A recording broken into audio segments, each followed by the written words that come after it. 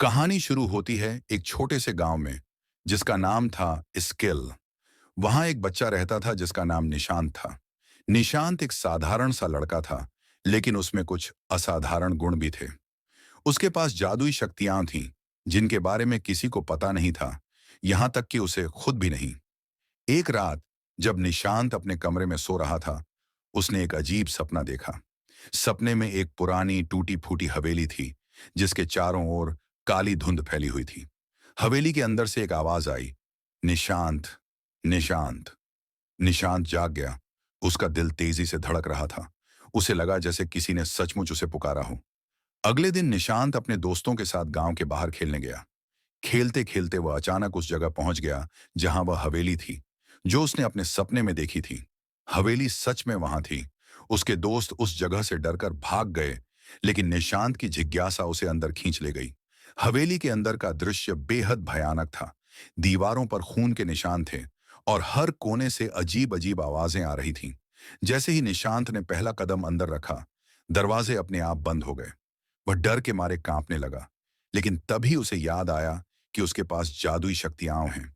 उसने अपने हाथों को हवा में उठाया और मंत्र पढ़ना शुरू कर दिया। अचानक हवेली की दीवारें हिलने लगीं और एक बड़ा सा आईना प्रकट हुआ।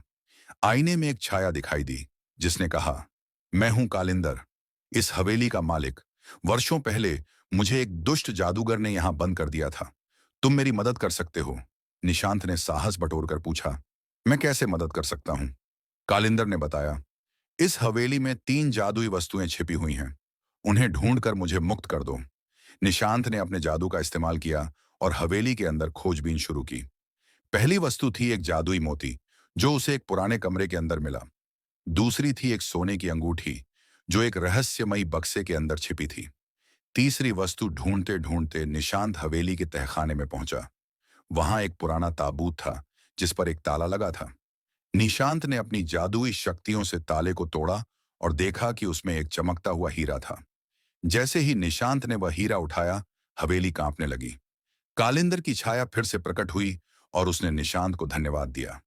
उसने कहा, तुमने मुझे मुक्त कर दिया और अब मैं तुम्हें एक वरदान देता हूं।